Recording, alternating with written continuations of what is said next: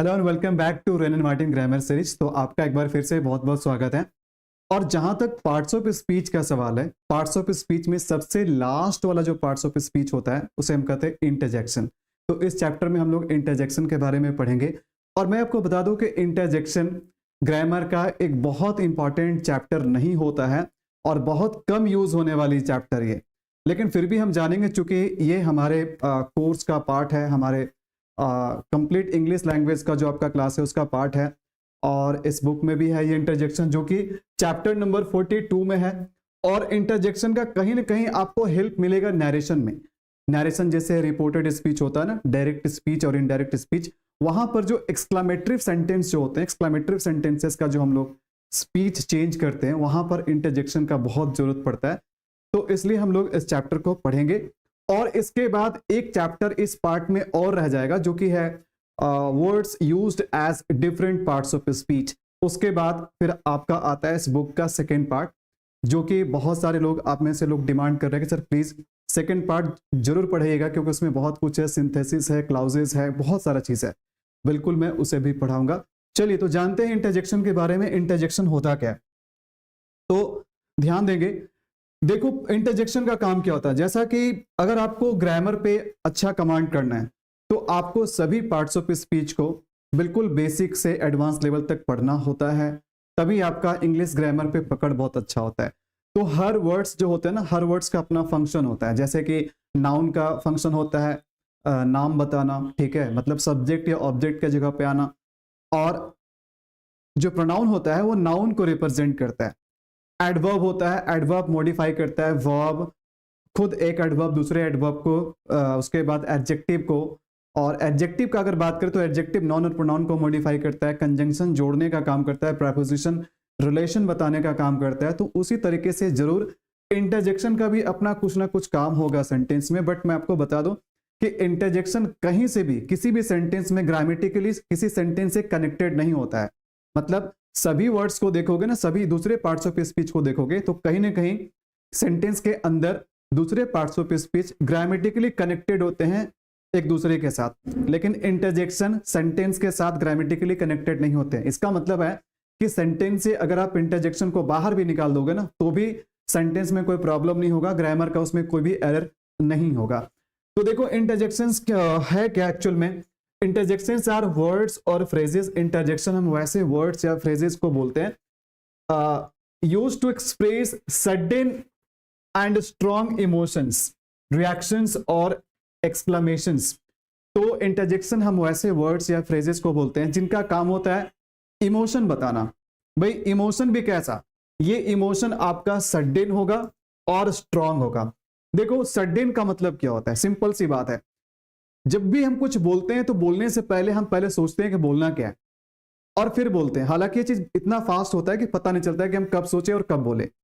लेकिन जब आप इंटरजेक्शन का यूज आप करते हो, जब आप कुछ बोलते हो जो कि वो वर्ड्स आपके इंटरजेक्शन होते हैं, तो इंटरजेक्शन को बोलते समय हम सोचते नहीं है, बस अचानक से निकल जाता है। तो जब भी बिना सोचे आपके जुबान से अगर कोई शब्द निकल जाए और वो जो शब्द है, वो जो वर्ड है, कहीं ना कहीं वो आपके किसी इमोशन को रिप्रेजेंट कर रहा है। जैसे कि इमोशन में होता क्या है, इमोशन में जॉय होता है, इमोशन में सॉरो होता है, इमोशन में एंगर होता है, इमोशन में कंटेम्प्ट होता है, ठीक है। तो इमोशन तरह तरह के चीजों से बना हुआ चीज है, जैसे कि लव और हेट्रेड भी इसमें होता है। तो ये सारे चीजों का कॉम्बिनेशन होता है इमोशन। तो अगर आप बिना सोचे अगर कोई वर्ड आपके जुबान से निकल गई और फिर वो अलग अलग तरह के इमोशन बताने का काम करे, तो उसे ही हम इंटरजेक्शन कहते हैं। और ये कहीं ना कहीं स्ट्रॉन्ग इमोशन दिखाता है कि आप किसी चीज के बारे में, किसी सिचुएशन में आप कैसा सोचते हैं, कैसा कैसे रिएक्ट करते हैं, इसे हम इंटरजेक्शन कहते हैं। फॉर एग्जाम्पल अगर आप क्रिकेट का मैच देख रहे हैं और क्रिकेट के मैच में अगर विराट कोहली या रोहित शर्मा एक बहुत बड़ा छक्का मारता है, मतलब स्टेडियम पार, तो अचानक से आप खुशी से झूम उठेंगे और बोलेंगे wow what a shot it is. तो वाव का क्या मतलब है, ये वाव आपने क्यों बोला, इसका क्या जरूरत है, इसका क्या मीनिंग है, ठीक है। तो ये वाव हमने बोला अपना खुशी जाहिर करने के लिए, ठीक है। तो वाव बोलने से पहले आपने सोचा क्या कि हम वाव बोले कि नहीं बोले, बस आप बोल दिए, एक्साइटमेंट में आपने बोल दिया। तो इस तरह से जो एक्साइटमेंट में कोई चीज निकलता है बिना सोचे समझे हमारे जुबान से, तो इसी को हम इंटरजेक्शन कहते हैं। और भी बहुत सिंपल से एग्जांपल मैं देता हूं। जैसे आप रास्ते में चल रहे हो और आपका पैर गोबर पे पड़ जाता है, आपका पैर काउस डंग पे पड़ जाता है, तो आप क्या बोलोगे? जरूर आपके जुबान से कुछ ना कुछ निकलेगा। आप बोलेंगे ओ शिट, ठीक है, या फिर हिंदी में बोलेंगे छी छी छी छी छी छी, ठीक है। तो आप जो ये बोल रहे हैं ना, ये क्या दर्शा रहे हैं? ये आप डिस्गस्ट दर्शा रहे हैं, आप डिस्गस्ट जाहिर कर रहे हैं, मतलब घृणा जाहिर कर रहे हैं, लेकिन आप सोच के नहीं बोले, बस आपके जुबान से निकल गया। तो ये सब चीज जो है ना कहीं आपके इमोशंस को रिप्रेजेंट करता है, तो इसे ही हम क्या कहते हैं? इंटरजेक्शन कहते हैं, ठीक है। बात समझ में आ रही है? Interjections can convey a wide range of emotions. तो इंटरजेक्शन जो है ना वो अलग अलग तरह के इमोशंस बताने का काम करते हैं। अलग अलग तरह के इमोशंस कैसा हो सकता है? जैसे कि सरप्राइज, जॉय, जॉय का मतलब खुशी होता है, एंगर, अप्रूवल, अप्रूवल का मतलब होता है एग्रीमेंट। अगर आप किसी चीज से एग्री करते हैं, आप ऐसे शब्द का यूज करते हैं जो दिखाता है कि आप उस चीज से एग्री करते हैं, तो उसे हम अप्रूवल बोलते हैं। या फिर इस तरह के दूसरे इमोशंस इंटरजेक्शन बताने का काम करते हैं। मैं आपको अलग अलग टाइप के साथ मैं आपको बताऊंगा, पूरा कैटेगरी में बताऊंगा कि कौन कौन से इंटरजेक्शंस किस तरह के इमोशंस एक्सप्रेस करते हैं, ठीक है। सर आप ओनली इंग्लिश ही पढ़ाते हैं क्या? इंग्लिश के अलावे वैसे मैथ और साइंस पे मेरा पकड़ अच्छा नहीं है।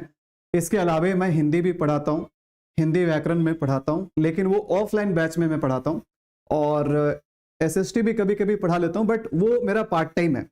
मतलब जैसे कि हम अपने ऑफलाइन कोचिंग में बाकी के सब्जेक्ट के लिए मैं टीचर रखता हूँ, लेकिन कभी कभी क्या होता है कि हिंदी का या एसएसटी का टीचर जल्दी मिलता नहीं है, और मिलता भी है तो बहुत ज़्यादा ज़रूरत होता नहीं है, मतलब रेगुलरली हम उन्हें हायर नहीं कर सकते हैं। तो कभी कभी एसएसटी और हिंदी मुझे खुद ही पढ़ाना होता है। तो हिंदी, खैर हिंदी पे मेरा कमांड बहुत अच्छा है, इसलिए अच्छा कमांड है क्योंकि मैं एक लैंग्वेज का टीचर हूँ और लैंग्वेज से मेरा बहुत प्यार है, लैंग्वेज से मेरा बहुत लगाव है।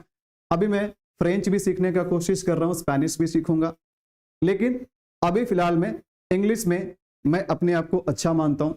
मैं बहुत एक्सलेंट तो नहीं कह सकता हूँ खुद को, हालांकि मैं 12 साल से ऊपर हो गए मुझे इंग्लिश पढ़ाते हुए, इंग्लिश लैंग्वेज एंड लिटरेचर पढ़ाते हुए, लेकिन हाँ मैं कभी भी अपने आप को परफेक्ट नहीं मानता। मुझे लगता है कि मुझे और सीखना चाहिए, और भी बहुत सारी चीज़ है जहां हम रिसर्च करके सीख सकते हैं, और मेरा रिसर्च हर दिन चलते रहता है।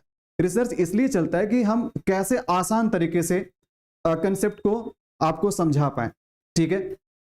तो यहां पर आपको समझ में आ गया। अब देखिए, जैसे कुछ सेंटेंस के साथ मैं यहां पर एग्जांपल आपको देता हूं कि सेंटेंस के साथ हम कैसे इंटरजेक्शन का यूज करेंगे। और एक बहुत बड़ी बात मैं बताना भूल गया आप लोगों को, इंटरजेक्शन के साथ ये बात बिल्कुल याद रखना, इंटरजेक्शन के साथ ये वाला चिन्ह जरूर यूज होता है। इस चिन्ह को क्या बोलते हैं? इस चिन्ह को हम बोलते हैं एक्सक्लामेशन मार्क्स बोलते हैं, इसे हम बोलते हैं एक्सक्लामेशन मार्क्स। जितने भी इंटरजेक्शन वाले वर्ड्स या फ्रेजेस होंगे ना, उनके लास्ट में ये वाला चिन्ह जरूर लगता है। इंटरजेक्शंस को हम नोट ऑफ एक्सक्लामेशन मार्क्स से पंक्चुएट करते हैं, ठीक है। अच्छा, बीए फर्स्ट ईयर है, political science BA first year. Hello Iram, okay, political science और बीए फर्स्ट ईयर है। अगर आप ऑफलाइन बैच में होते तो शायद मैं पढ़ा देता, लेकिन ऑनलाइन में पॉलिटिकल का मैं यूट्यूब पे पॉलिटिकल साइंस का कोई वीडियो नहीं बनाता हूँ, ना ही मेरा कोई ऐसा ऑनलाइन पॉलिटिकल साइंस के लिए पेड कोर्स है, ठीक है। तो ये डिपेंड करता है कि आप हमारे जहाँ पर हमारा क्लासेस चलता है वहाँ आप लोकल हैं या फिर आप दूर के रहने वाले हैं। अगर लोकल होते तो शायद आपके लिए कुछ किया जा सकता था, ठीक है। तो देखो ये समझ में आ गया, ये वाला चिन्ह आपको जरूर लगाना है। इंटरजेक्शन वाले वर्ड्स में आप ये वाला चिन्ह जरूर देखोगे, इसको एक्सक्लामेशन मार्क बोलते हैं। अब देखिए, जैसे कुछ सेंटेंसेस के साथ यहां पर मैं आपको बता रहा हूं इंटरजेक्शन फॉर ग्रीटिंग। तो इंटरजेक्शन का अलग अलग कैटेगरी होता है, और अलग अलग कैटेगरी में मैं आपको बता रहा हूं। ग्रीटिंग्स वाले वर्ड्स, जैसे कि किसी को आप मिलते हो तो हाय हेलो आप कहते हो ना, हाय हेलो हे, तो ये सब क्या है? ये सब ग्रीटिंग्स वाले वर्ड्स है जिसका यूज हम करते हैं लोगों को ग्रीट करने के लिए, ठीक है। जैसे हेलो आई एम सारा, हेलो आई एम सारा। तो यहां पर आपने हेलो का यूज क्यों किया? आपने हेलो का यूज किया ग्रीट करने के लिए। ग्रीट का मतलब होता है जब किसी से मिलते हैं तो हाय हेलो कहते हैं ना, तो किसी को हम ग्रीट कहते हैं। बात समझ में आ रही है? तो आप यहां देखोगे हेलो जब यहां पर सेंटेंस में लिखा हुआ है तो हेलो के बाद ये वाला चिन्ह जरूर लगा हुआ है यहाँ पर, ठीक है। तो इंटरजेक्शन जो होता है ना सेंटेंस में किसी भी तरीके से कनेक्टेड नहीं होता है। आप इसको हटा भी दोगे ना, इस हेलो को हटा भी दोगे ना, तो सेंटेंस, ये जो सेंटेंस है जो कि ग्रामेटिकली करेक्ट है, इसमें कोई प्रभाव नहीं पड़ेगा। बात समझ में आ रही है? उसके बाद इंटरजेक्शंस ऑफ हैप्पीनेस, हैप्पीनेस का मतलब जॉय, जैसे कि hurrah, I won the prize, मैं प्राइज जीत गया, या फिर मैं एग्जाम क्वालिफाई कर गया, एग्जाम में पास कर गया, ठीक है। तो ये सब क्या है? ये सब खुशी बताने वाला इमोशन है। तो हमने क्या बोला? Hurrah, I have pass the exam, I have won the prize. तो यहां पर हुर्रा क्या बता रहा है? हुर्रा आपका खुशी को दर्शा रहा है। उसके बाद देखो क्या है, उसके बाद है इंटरजेक्शन ऑफ सॉरो। सॉरो दुख या दुख प्रकट करने के लिए जो वर्ड्स का हम यूज करते हैं, जो जब हम बहुत ज्यादा सैड होते हैं और हमारा इमोशन कहीं ना कहीं दुख से रिलेटेड होता है, दुख वाला इमोशन होता है, और जब हम उसे एक्सप्रेस करने की कोशिश करते हैं तो उसके लिए भी अलग से कुछ सेट ऑफ वर्ड्स है जिनका हम यूज करते हैं। जैसे कि उनमें से एक है alas, alas his friend died, ठीक है, ओ उसकी फ्रेंड मर गया, मतलब उसकी फ्रेंड चल बसा। बात समझ में आ रहा है? तो अलास यहां पर एक इंटरजेक्शन है जो कि दुख प्रकट कर रहा है। उसके बाद anger, anger, what what I am a beggar, what I am a beggar. तो ये क्या बता रहा है? ये गुस्सा दिखा रहा है, मतलब बोलने का तरीका से पता चल जाता है कि ये क्या है, ये गुस्सा दिखा रहा है, ये सरप्राइज दिखा रहा है, या खुशी बता रहा है, ये बोलने के तरीका से पता चल जाता है। उसके बाद देखो अप्रूवल, अप्रूवल का मतलब होता है एग्रीमेंट। जैसे यू अराइव्ड इन टाइम, जैसे आपने बोला था कि आप समय पे चले आओगे और आपने समय पे चला आया, तो मैं क्या करूंगा? मैं इस चीज को एक्सेप्ट कर लूंगा, ठीक है। जैसे आपने कोई काम किया, आपने कोई किसी काम में एफर्ट लगाया और आप सफल हो गए, तो आप जब सफल हो गए तो मैं क्या करूंगा? मैं अप्रूवल दिखाऊंगा कि मैं डिसअप्रूवल दिखाऊंगा? ऑब्वियसली मैं अप्रूवल दिखाऊंगा, मैं एग्रीमेंट दिखाऊंगा, मतलब आपको शाबाशी दूंगा, आपका तारीफ करूंगा, आपका प्रशंसा करूंगा। तो इसी को हम अप्रूवल बोलते हैं। जैसे great, you arrived in time, चलो बढ़िया हुआ कि तुम समय पे चले आए। बात समझ में आ रही है? ओके, देखिएगा उसके बाद इंटरजेक्शन ऑफ सरप्राइज। तो सरप्राइज बताने के लिए जैसे wow, what a lovely scene, क्या सीन है, क्या दृश्य है, वाओ। तो क्या दिखा रहा है? आप उस सीन को देख करके क्या है? आप बिल्कुल हैरान है, सरप्राइज है, ठीक है। सरप्राइज बताने के लिए हम क्या करते हैं? वाओ लगाते हैं। उसके बाद देखो इंटरजेक्शन ऑफ अटेंशन, मतलब किसी का ध्यान खींचने के लिए जिस वर्ड का हम यूज करते हैं उसे हम इंटरजेक्शन ऑफ अटेंशन बोलते हैं, ठीक है। Listen, I am starving.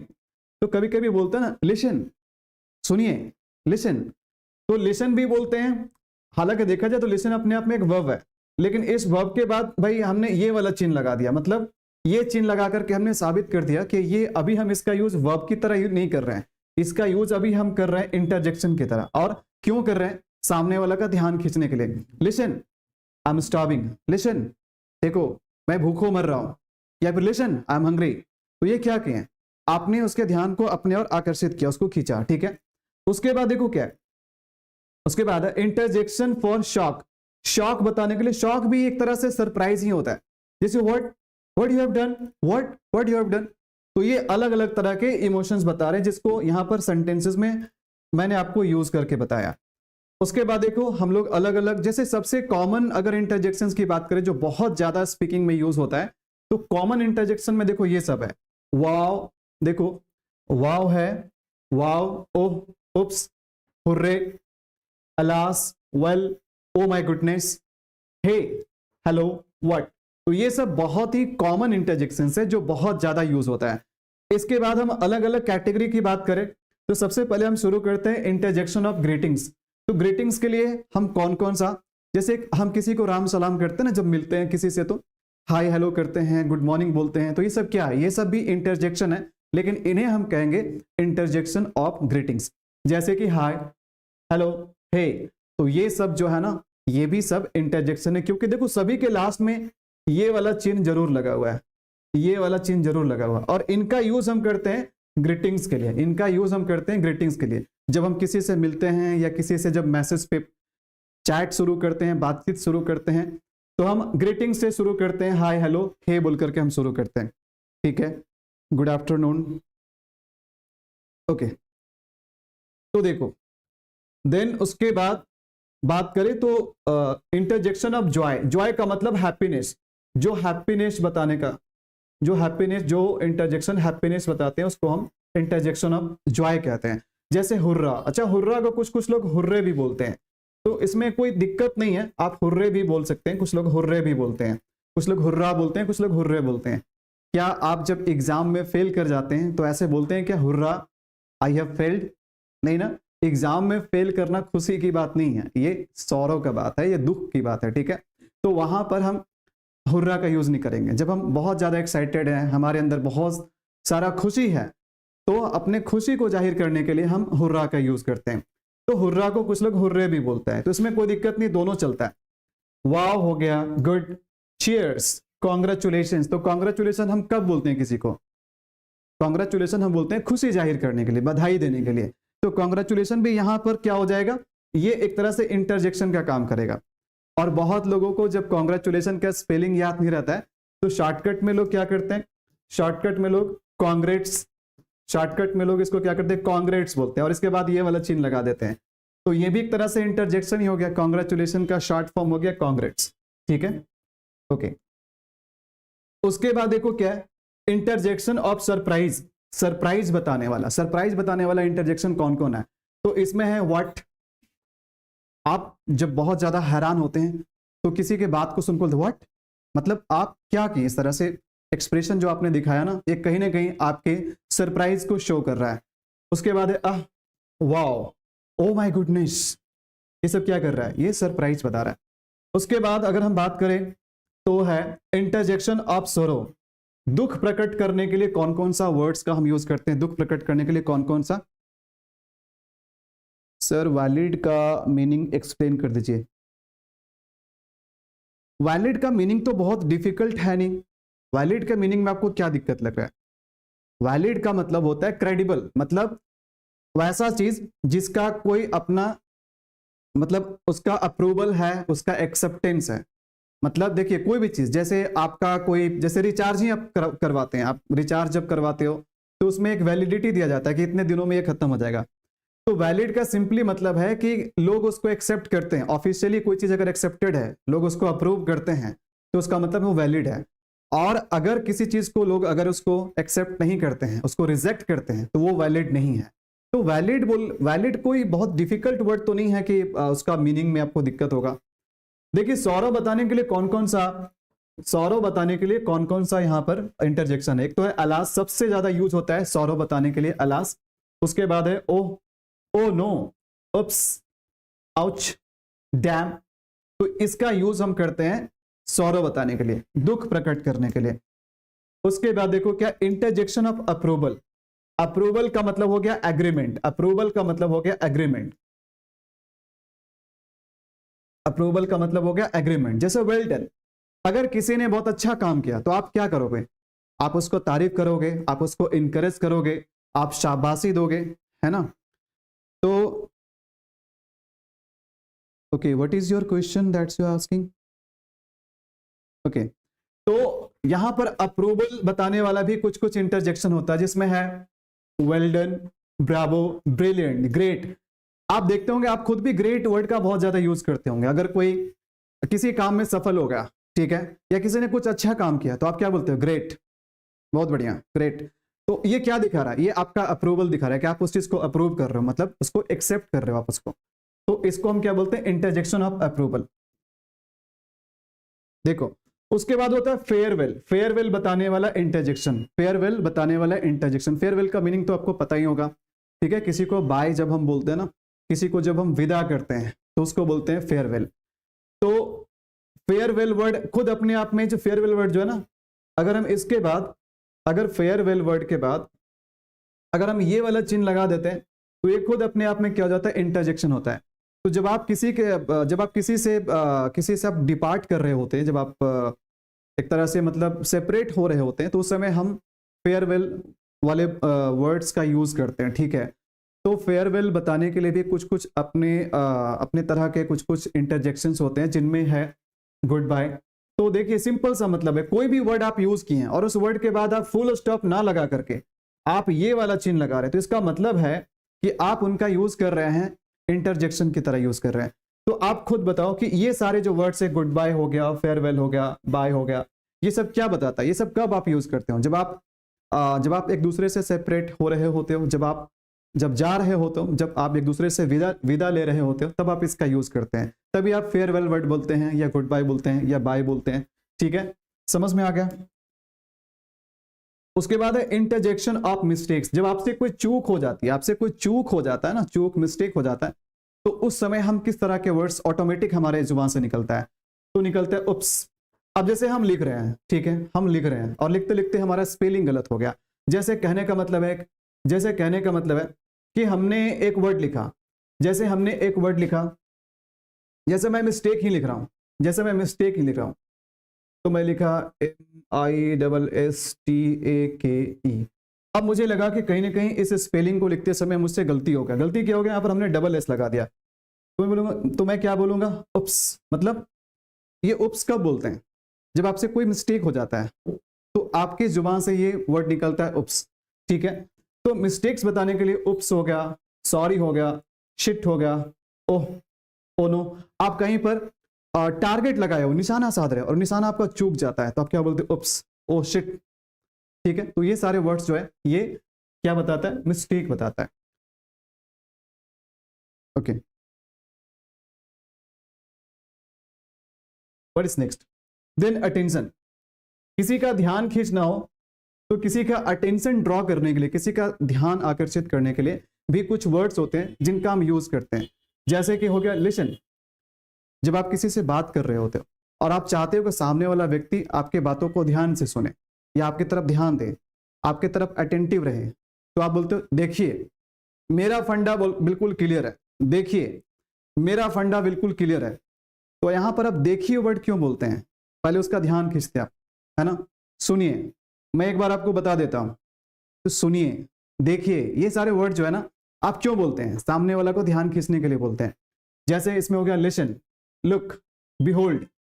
तो ये सारे जो वर्ड है ना, ये सारे वर्ड्स का हम यूज करते हैं किसी का ध्यान आकर्षित करने के लिए, किसी को अटेंटिव होने के लिए जब हम बोलते हैं ताकि आपके बातों को सुने, तब हम ये सारे इंटरजेक्शन का यूज करते हैं। ठीक है, there is an other chapter remaining and it's 43। हाँ, 43 में क्या है, 43 में बहुत ज्यादा कुछ तो है नहीं। 43 में है words used as different parts of speech. Different parts of speech का मतलब है कि एक वर्ड को मतलब बिना उसका स्पेलिंग चेंज किए हुए वो कितने तरीके से यूज हो सकते हैं। जैसे अगर मैं बात करूं, जैसे बैक का बात करूं, बैक, तो बैक का कितने तरीके से आप यूज कर सकते हैं। इसका यूज नाउन की तरह भी हो सकता है, एडजेक्टिव की तरह भी हो सकता है, एडवर्ब की तरह भी हो सकता है, वर्ब की तरह भी यूज इसका हो सकता है। तो कभी कभी एक ही वर्ड का स्पेलिंग भी सेम रहेगा लेकिन अलग अलग तरीके से फंक्शन करते हैं, अलग अलग पार्ट्स ऑफ स्पीच के रूप में आप उसका यूज कर सकते हो। तो ऐसे वर्ड्स को हम कहते हैं words used as different parts of speech, जो कि नेक्स्ट चैप्टर में। उसके बाद इस बुक का जो पहला पार्ट है कंप्लीट हो जाएगा। देखो, उसके बाद है कंटेम्प्ट। कंटेम्प्ट को हम दूसरे वर्ड में डिसगस्ट भी बोल सकते हैं, डिसगस्ट भी बोल सकते हैं, और दूसरे वर्ड में हम इसको डिसअप्रूवल भी बोल सकते हैं। एक अप्रूवल होता है, एक होता है डिसअप्रूवल। मतलब आप किसी चीज को एक्सेप्ट जब नहीं करते हैं, आप उससे एग्री नहीं करते हैं।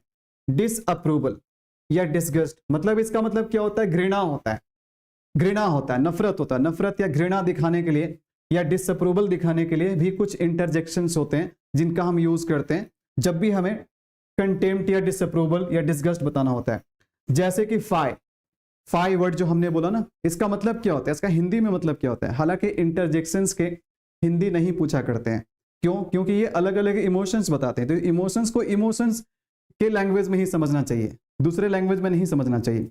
ठीक है, हाँ सर, यूपी टीजीटी में इंटरव्यू होगा क्या? अच्छा, आपके ये क्वेश्चन का मैं जवाब टेलीग्राम पे दे दूंगा, ठीक है। बिकॉज मैं अभी यूपी टीजीटी से बहुत ज़्यादा कनेक्टेड हूँ नहीं, मुझे अभी एक्सप्लोर करना पड़ेगा थोड़ा सा, उसके बाद ही मैं जवाब दे सकता हूँ। हाँ ठीक है, या दैट्स ग्रेट।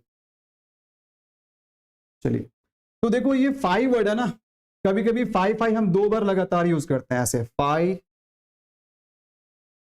और फिर से हम फाइव बोलते हैं। तो कभी कभी 2 बार इसको यूज करते हैं। तो फाई फाई देखो क्या होता है, हिंदी में हम इसको बोलते हैं छी छी छी, ठीक है, क्या बोलते हैं, छी छी छी, है ना। आप ममता बनर्जी से ये पूछिएगा, छी छी ज्यादा बोलती है वो। तो फाई फाई का मतलब होता है छी छी छी। तो ये छी छी छी आप कब बोलते हैं? हो सकता है किसी के लिए ये एक्सप्रेशन कॉमन ना हो इस भाषा में, है ना, लेकिन लोकल लैंग्वेज में बहुत ज्यादा यूज होता है घृणा बताने के लिए, ठीक है। लेकिन छी छी को हम इंग्लिश में क्या बोलते हैं, फाई फाई बोलते हैं। लेकिन जो हिंदी में बोलने में मजा है ना, वो ये इंग्लिश बोलने में मजा नहीं है। लेकिन खैर, जो लोग जैसे जिस लैंग्वेज में बोलते हैं उसी लैंग्वेज में बोलेंगे, ठीक है। लेकिन इसका मतलब ये होता है, अगर आप हिंदी समझ पा रहे तो इन सब का यूज हम करते हैं घृणा बताने के लिए, डिसअप्रूवल दिखाने के लिए। पाई हो गया, शेम हो गया, वाह, ओ शिट। अभी जैसे आप एक जगह पे खड़े थे, किसी पेड़ के नीचे आप खड़े हो और ऊपर में कौवा या कबूतर है और उसने आपके कंधे पे शिट कर दिया, ठीक है, तो आप क्या बोलोगे, ओह शिट। तो ये क्या दिखा रहा है, मतलब आप उससे एग्री करते हो? नहीं ना, ये कहीं ना कहीं आप घृणा दिखा रहे हो, डिसगस्ट दिखा रहे हो, डिसअप्रूवल दिखा रहे हो। तो वहां पर आप ओ शिट बोलते हो, ठीक है।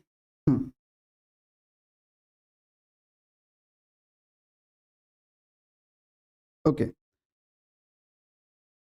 तो ये हुआ, ये चैप्टर आपका कंप्लीट हो गया। बहुत छोटा सा चैप्टर होता है, वैसे भी मैंने आपको बताया था कि इंटरजेक्शन का इंग्लिश ग्रामर में बहुत ज्यादा रोल है नहीं, बहुत ज्यादा यूज नहीं होता है। और सेंटेंस में भी ये किसी भी तरीके से ग्रामेटिकली कनेक्टेड होता नहीं है। लेकिन हाँ, जब आप नरेशन पढ़ोगे, डायरेक्ट स्पीच और इनडायरेक्ट स्पीच, तो वहां पर इसका बहुत ज्यादा यूज है, वहां पर ये हेल्प करता है। तो इसलिए हमें पढ़ लेना चाहिए, ठीक है। और ये एक ही क्लास का चीज था जो कि कंप्लीट हो गया। अगले क्लास में हम डिफरेंट पार्ट्स ऑफ स्पीच वाला चैप्टर भी कंप्लीट कर लेंगे। देखो, शायद आपको यूट्यूब पे यही एक चैनल होगा जहां पर आपको रेन एंड मार्टिन का कंप्लीट वीडियो जो भी सिस्टमेटिक तरीके से और थॉरोली, मतलब कहीं पर ऐसा नहीं है ना कि चीजों को काट करके छोटा करके बनाया गया, सारा चीज बताया गया, जहां तक कि एक्स्ट्रा नॉलेज ही आप लोगों को दिया गया, ठीक है। तो कभी भी जिस किसी को भी मैं हमेशा रिकमेंड करूंगा कि आप सबसे पहले बुक को फॉलो कीजिए, ठीक है। बुक सबसे अच्छा सोर्स है। रेन एंड मार्टिन एक अच्छी किताब है। हाई लेवल का, अगर हाई स्कूल लेवल का अगर आपके इंग्लिश ग्रामर को बेटर करना है तो हमेशा रेन एंड मार्टिन को फॉलो कीजिए।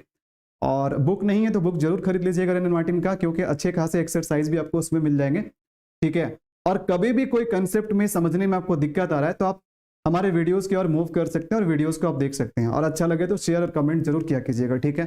कहीं ना कहीं हम ये नहीं कहेंगे कि मेरे सारे सब्सक्राइबर्स जो है वो एक्टिव नहीं है। कुछ सब्सक्राइबर्स जो है बहुत ज्यादा एक्टिव है, बहुत ज्यादा एक्टिव है। और ऐसे सब्सक्राइबर्स को जो है ना, मेरे तरफ से बहुत बहुत धन्यवाद। थैंक यू सो मच कि आप बहुत एक्टिवली हमारे वीडियोस को देखते भी हैं, सपोर्ट भी करते हैं, लाइक भी करते हैं और कमेंट भी करते हैं। ऐसे ही करते रहिए, एक बड़ा परिवार इसको बनाइए और हम लोग बड़े लेवल पे काम करेंगे। आपका जो भी रिक्वेस्ट होगा, जो भी डिमांड होगा, जिस भी चैप्टर पे होगा, मैं जरूर उस पर वीडियो बनाऊंगा, ठीक है।